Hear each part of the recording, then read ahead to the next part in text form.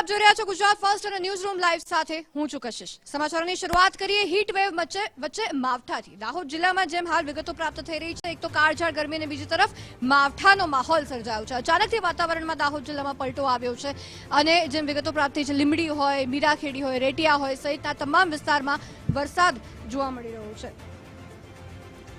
કમોસમી વરસાદને કારણે વાતાવરણમાં ઠંડક પ્રસરી ગઈ છે। એક તો કાળઝાળ ગરમી વચ્ચે વાતાવરણમાં ઠંડક પ્રસરતી જોવા મળી છે અને આપ આ દ્રશ્યો જોઈ શકો છો કે ક્યાંક કરા પડ્યા હોય એ પણ સ્થિતિ નિર્માણ પામી છે। લોકો સોશિયલ મીડિયા પર બરફના કરા સાથેના ફોટા પણ પોસ્ટ કરી રહ્યા છે। બરફના કરા સાથે મીરાખેડીમાં વરસાદ પડ્યો છે। ભર ઉનાળે ચોમાસા જેવો માહોલ સર્જાયો છે। સંવાદદાતા શબીર ભાભોર આપણી સાથે ફોન લાઈન પર જોડાયા છે। શબીર, ભર ઉનાળે દાહોદ જિલ્લામાં વાતાવરણમાં એવો પલટો આવ્યો, મીરાખેડીમાં તો કરા પણ પડ્યા છે, શું વિગતો?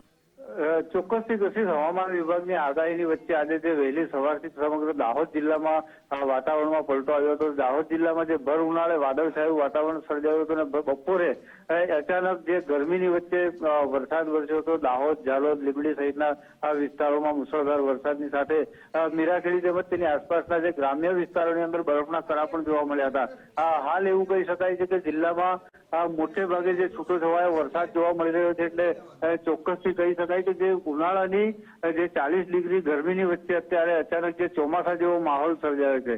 જી કશિશ, આભાર શબીર સમગ્ર વિગતો બદલ।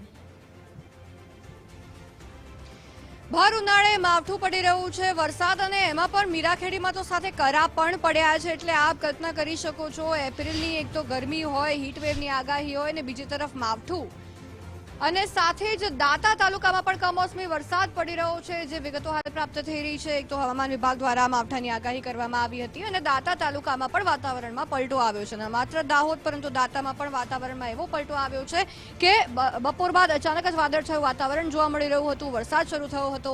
દાતા તાલુકાના કેટલાક વિસ્તારમાં વરસાદ પડ્યો, ઝરમર વરસાદ પડતા જોવા મળ્યો છે। વધુ વિગતો મેળવીએ સંવાદદાતા શક્તિસિંહ આપણી સાથે ફોન લાઈન પર જોડાયા છે। શક્તિસિંહ, દાતામાં પણ અનેક વિસ્તારમાં વરસાદ પડ્યાના સમાચાર છે, શું વિગતો? જો દાતા તાલુકાની વાત કરવામાં આવે તો દાતા તાલુકામાં બપોર બાદ વાતાવરણમાં પલટો આવ્યો હતો અને દાતા તાલુકામાં જો સૌથી વધુ વરસાદી અસર થયો હતો તે ભાણપુર અને મંડાલી ગામ ખાતે થઈ છે અને આસપાસના વિસ્તારોમાં પણ વરસાદી ઝાપટા પડ્યા હતા। ત્યારે મંડાલી ગામ પાસે જો વાત કરવામાં આવે તો જે ખેડૂતોએ જે ખેતરમાં ઘઉં કાપીને મૂક્યા હતા તે વરસાદથી પલળી ગયા છે અને ખેતરોમાં જે વરસાદને પગલે ખેડૂતોને રોવાનો વારો આવ્યો છે અને ઘઉંને નુકસાન થયું છે અને અમુક ખેતરોમાં પાણી પણ ભરાઈ ગયા છે અને મંડાલી ગામના જે બજારો હોય, બજારના જે માર્ગ હોય ત્યાં પણ પાણી ભરાયા હતા। અંબાજી આસપાસનો વિસ્તાર હોય, દાતા તાલુકો હોય, ત્યાં આગળ અચાનક ચૈત્ર મહિનામાં અચાનક ગરમી પડી રહી છે તો બીજી બાજુ વરસાદને પગલે ઠંડક પણ પડી છે અને બીજી બાજુ ખેડૂતોને નુકસાન પણ થયું છે। આભાર શક્તિસિંહ સમગ્ર વિગતો બદલ। અને ન માત્ર દાહોદ અને દાતા પરંતુ યાત્રાધામ અંબાજીમાં પણ કમોસમી વરસાદનું આગમન થયું છે। માવઠું જે રીતના પડી રહ્યું છે, હવામાન વિભાગની પણ માવઠાની આગાહી હતી અને ચૈત્ર મહિનામાં માવઠું પડ્યું છે। યાત્રાધામ અંબાજી ખાતેના દ્રશ્યો કે હવામાન ખાતાની આગાહીને પગલે માવઠું જોવા મળી રહ્યું છે। અનેક વિસ્તારોમાં વરસાદ જોવા મળ્યો, ઝરમર વરસાદ પડતો જોવા મળ્યો, જેના કારણે કાળઝાળ ગરમી વચ્ચે ક્યાંક ઠંડક પણ જોવા મળી છે। લોકોએ ક્યાંક ઠંડક પણ અનુભવી છે, ભારે ગરમીથી લોકોને રાહત મળી છે અને અનેક વિસ્તારોમાં, અંબાજીના અનેક વિસ્તારમાં ભારે પવન બાદ વરસાદ પડ્યો હતો। લોકોને તો ભારે ગરમીથી રાહત મળી છે, પરંતુ જગતના તાતને કદાચ રોવાનો વારો આવી શકે છે। અંબાજી બાદ વધુ જે વિસ્તારના વરસાદના સમાચાર સામે આવી રહ્યા છે, બનાસકાંઠાના દાતા તાલુકામાં પણ કમોસમી વરસાદ પડ્યો છે। દાતા તાલુકામાં ભર બપોર બાદ જે સાંજનો સમય જેમ જેમ આવ્યો તેમ તેમ વરસાદ પણ શરૂ થયો અને દાતા તાલુકામાં સૌથી વધુ મંડાલી ખાતે વરસાદ પડ્યો છે। જે વિગતો હાલ પ્રાપ્ત થઈ રહી છે કે અનેક વિસ્તારમાં ઝરમર વરસાદ થયો અને ખેડૂતોને રાતા પાણી રોવાનો વારો આવે એવી સ્થિતિ સર્જાઈ છે। તૈયાર પાક જે ખેતરમાં હતા તેમાં પાણી પડી ગયું છે, તેમાં વરસાદનું પાણી ફરી વળ્યું છે। ઘણા ખેતરોમાં પાણી ભરાઈ ગયા છે આ કમોસમી વરસાદના કારણે, પરંતુ સામે લોકોને પણ ભારે ગરમીથી રાહત તો મળી છે, પરંતુ ખેડૂતોને રોવાનો વારો આવ્યો છે।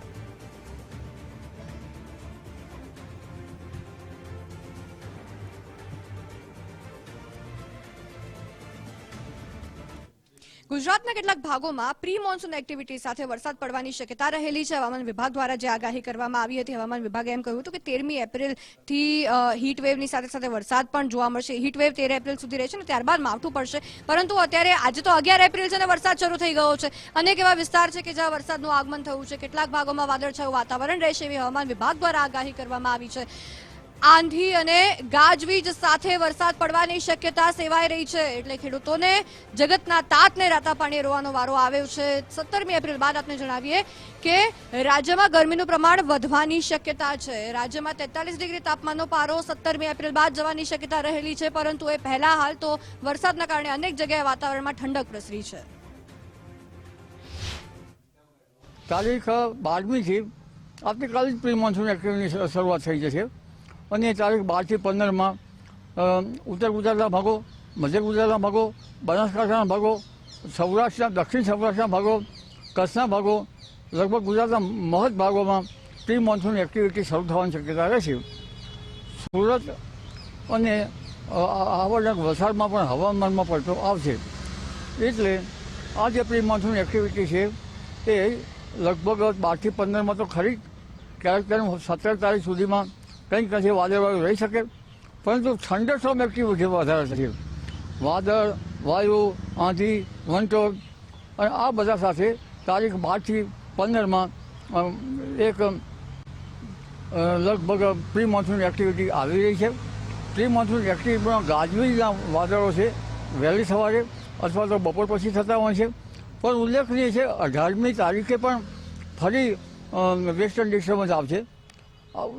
લગભગ વેસ્ટર્ન ડિસ્ટર્બન્સ આવતા વખતે દેશના ઉત્તરીય ભાગોમાં રહેવા જોઈએ, એના બદલે મજબૂત વેસ્ટર્ન ડિસ્ટર્બન્સ આવી રહ્યા છે। એપ્રિલ માસમાં ઉત્તર ભારતમાં ભારે બરફ વર્ષા થાય તો તેની ગણતરી ચોમાસા ઉપર પણ થતી હોય છે, એટલે લગભગ ઈસ્ટ ગરમી એપ્રિલમાં પડવી જોઈએ, ચૈત્ર ચોખ્ખો રહેવો જોઈએ।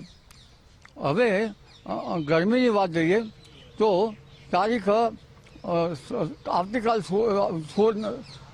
મતલબ વાદળવાયુને હવામાનમાં પડતો આવશે, પણ ત્યારબાદ તારીખ 16મી એપ્રિલથી ગરમી વધશે અને મધ્ય ગુજરાતના કેટલાક ભાગોમાં તો ગરમી 43 ડિગ્રી સેલ્સિયસ જેવું થવાની શક્યતા રહે છે। વડોદરાના ભાગો, અમદાવાદના ભાગો અને ગરમી વધશે, પંચમહાલના ભાગોમાં ગરમી વધશે, ઉત્તર ગુજરાતના ભાગોમાં પણ ગરમી વધશે, બનાસકાંઠાના ભાગોમાં ગરમી વધશે, કોઈ ભાગમાં 42 ડિગ્રી સેલ્સિયસ જેવું મહત્તમ ઉષ્ણતામાન થશે અને કચ્છના ભાગ ઉપર ઉત્તર સૌરાષ્ટ્રના ભાગો, સુરેન્દ્રનગર, ધાંગધ્રા, હળવદ વગેરે ભાગોમાં ગરમી વધશે। જૂનાગઢના ભાગોમાં પણ ગરમી વધશે, અમરેલીના ભાગોમાં પણ ગરમી વધશે। એટલે ગરમી છે આ વખતે આખરી ગરમી રહેશે અને વચ્ચે પડતી ગરમી વધઘટ થશે। તારીખ 27મી એપ્રિલ આસપાસ પણ ગરમી વધશે। મહત્તમ ઉષ્ણતામાન રાજ્યના કેટલાકમાં 43 ડિગ્રી સેલ્સિયસ જેવું રહેવાની શક્યતા રહેશે। 7, 8 અને 9 મેમાં પણ ગરમી વધશે, વંટોળનું પ્રમાણ વધશે। તારીખ 10, 11, 12માં પણ ભારે આંધી વંટોળ સાથે કેટલાક બહુ પ્રી મોન્સૂન એક્ટિવિટી શરૂ થશે। હવેના એપ્રિલ માસમાં કાલ વૈશાખીનું જોર વધશે। આરબ કન્ટ્રીમાંથી આવતી કાલની આંધી હવે લગભગ એપ્રિલ મેમાં આવશે અને આ આંધીઓ જે છે એનું જોર તો મે માસમાં જણાશે। લગભગ 10, 11, 12 મેમાં બંગાળ ઉપસાગરમાં ચક્રવાત સર્જાવાની શક્યતા રહેશે અને લગભગ 20 મે બાદ ગરમી પડતા મેની આખરમાં અરબ સાગરમાં પણ હલચલ જોવાની મળશે। એટલે આ વખતે ગરમી, પ્રી મોન્સૂન એક્ટિવિટી અને આંધી વંટોળનું પ્રમાણ વધારે રહેશે અને આ આંધી વંટોળની ગતિવિધિ એટલી બધી રહેશે કે જે આરબ કન્ટ્રીમાંથી આવતી આંધીનો જમાવડો ઘણા ઠેકાણે થઈ જવાની શક્યતા રહેશે। હવે ચોમાસા અંગે જોઈએ તો દક્ષિણ ગોળાર્ધમાં પ્રવર્તતી જે સ્થિતિ છે અને પૂર્વ પેસિફિક મહાસાગરમાં સ્થિતિ છે તે અંગે જોઈએ તો આ સ્થિતિ લગભગ જૂનના મધ્ય પછી પલટાશે। પૂર્વ પેસિફિક મહાસાગરમાં જળવાયુ ઠંડુ રહેવાની શક્યતા રહેશે અને લગભગ લાનિયો તરફ સ્થિતિ સર્જાશે એવી નોંધ કહેવાય છે, પરંતુ પશ્ચિમ હિન્દ મહાસાગર ગરમ રહેવાની શક્યતા રહેશે। પશ્ચિમ હિન્દ મહાસાગર ગરમ રહે તો ભારતનું ચોમાસું સારું થાય। માડાગાસ્કર ટાપુમાંથી ઈસ્ટ આફ્રિકાથી ચીન સુધીનું હવામાન સાનુકૂળ હોવું જોઈએ અને લગભગ પશ્ચિમમાં જે હિન્દ મહાસાગર છે એનું વાતાવરણ ગરમ રહેશે, એટલે ત્યાંના નાકા ઉપરથી પવનનું જોર રહેશે, વેપાર વાયુનું જોર વધશે અને શ્રીલંકાથી ત્યાંના નાકા પર થઈ અને આ વરસાદ જે છે વરસાદી વાહન દક્ષિણ ભારતમાં આવશે। તારીખ 17 થી 22માં આંદોમાન નિકોબાર ટાપુ પર ચોમાસું શરૂ થવાની શક્યતા રહેશે અને દક્ષિણ પૂર્વ ભાગો પર ભારે વરસાદ થવાની શક્યતા રહે છે. પણ ચોમાસાનો ઉલ્લેખ જોઈએ તો આ વખતે ચોમાસાની નોમ સારી હોવા છતાં પણ ચોમાસાની વહેંચણી જે છે વિવિધ ભાગોમાં ભિન્ન રહેવાની શક્યતા રહેશે. ક્યાંક વધુ તો ક્યાંક ઓછો વરસાદ થવાની શક્યતા રહેશે. પરંતુ ચોમાસાનું આંકડો તો જ્યારે ગંગા જમનાના મેદાનો તપી ઉઠે ત્યારે જ ખ્યાલ આવશે. અત્યારે તેનું વિહંગાવલોકન માત્ર થઈ શકે, કારણ કે જે અત્યારની આગાહી કરવી એ કવેરાની ગણાશે. છતાં વિહંગાવલોકન કરીએ તો આહવા વલસાડમાં વધુ વરસાદ થવાની શક્યતા રહેશે. જૂનાગઢના ભાગોમાં વધુ વરસાદ થવાની શક્યતા રહેશે. અમરેલીના ભાગોમાં કંઈ વરસાદ થશે. દક્ષિણ સૌરાષ્ટ્રના ભાગોમાં વરસાદ થવાની શક્યતા રહેશે. અને લગભગ ઉત્તર ગુજરાતના બનાસકાંઠાના વગેરે ભાગોમાં પણ વધુ વરસાદ થવાની શક્યતા રહેશે. કચ્છના ભાગોમાં પણ વધુ વરસાદ થવાની શક્યતા રહેશે. એટલે જેનું આંકલન તો પછી થશે, પણ અત્યારે હાલ જે છે એ ચોમાસાની સ્થિતિ દક્ષિણ ગુજરાતમાં પ્રવર્તાયેલા હવામાનના કારણે કંઈક કચ્છે સાનુકૂળ ગણી શકાય.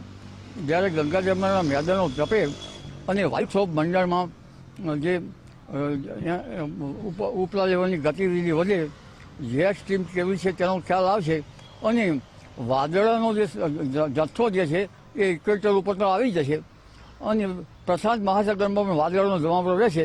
એટલે કંઈક અંશે આગામી ચોમાસું સારું રહેવા છતાં ત્યાંનું આંકલન જે છે એ લગભગ ગંગા જમનાના મેદાનો તપ્યા પછી ખ્યાલ આવી છે. જી. તો જાણીતા આગાહીકાર અને હવામાન નિષ્ણાત અંબાલાલ પટેલ દ્વારા તો વરસાદને લઈને જે આગાહી કરવામાં આવી છે, હવામાનને લઈને આગાહી કરવામાં આવી છે. હવે વિંડીના માધ્યમથી સમજવાનો પ્રયાસ કરીએ કે શું પરિસ્થિતિ રહેશે માવઠાની આ હીટવેવ વચ્ચે. અત્યારે આપણે જોઈ રહ્યા છીએ કે જે રીતના 11 એપ્રિલ અને 12 વાગ્યાનો સમય છે, આપણે અત્યારે થોડુંક આગળ આવીને અત્યારે 6 વાગ્યાનો સમય છે, ત્યાં આપણે જઈએ 7 વાગ્યાના સમયમાં આપણે જોઈએ તો આખો આ મધ્યપ્રદેશનો આખો ભાગ છે. આપ જોઈ શકો છો કે ઇન્દોર હોય, જબલપુર હોય, દક્ષિણમાં પણ ખૂબ વરસાદી માહોલ એક તો જોવા મળી રહ્યો છે. અને હવે આપણે ખાસ ગુજરાત પર પ્રાધાન્ય આપીએ. અત્યારે ગુજરાતમાં જઈએ તો આપ જોઈ શકો છો કે અહીંયા ગાજવીજ સાથે મહેસાણામાં વરસાદી માહોલ છે. અમદાવાદની આસપાસ પણ જે વરસાદી માહોલ જોવા મળી રહ્યો છે, વાદળછાયું વાતાવરણ છે.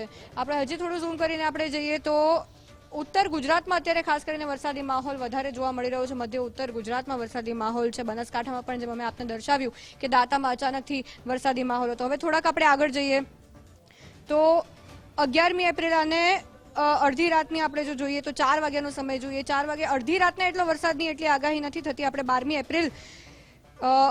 એપ્રિલમાં આપણે જો જોઈએ તો સવારના સમયમાં ભારે પવન તો છે જ, વાદળછાયું વાતાવરણ પર રહે તેવી શક્યતા છે, પરંતુ વરસાદ એટલો ક્યાંય હોય તેવું વિંડી નથી કહી રહ્યું. ક્યાંક પાલનપુર બાજુ ક્યાંક શક્યતા રહે, પાલનપુર ઉત્તર ગુજરાત બાજુ રહે કે શક્યતા રહે. આપણે 13મી એપ્રિલે જોઈએ કે જ્યારથી વરસાદની હવામાન વિભાગ દ્વારા આગાહી કરવામાં આવી હતી. 13મી એપ્રિલથી જે વરસાદને લઈને આગાહી કરવામાં આવી છે, 13થી 16 એપ્રિલ સુધી વાદળછાયું વાતાવરણ અને વરસાદ રહેશે તેવી શક્યતા છે. પણ થોડુંક જે કહી શકાય કે વાદળછાયું વાતાવરણ રહેશે, પવન રહેશે. અને આપ જોઈ શકો છો કે દક્ષિણ ગુજરાતમાં આ 13 એપ્રિલના ભર બપોરે વરસાદી માહોલ જોવા મળી શકે છે. અને હવામાન વિભાગ દ્વારા પણ કહેવામાં આવ્યું છે કે 17 એપ્રિલ બાદ હીટ વેવ ફરીથી શરૂ થશે. તો ન્યૂઝ રૂમ લાઈવમાં હાલ બસ આટલું જ. નમસ્કાર.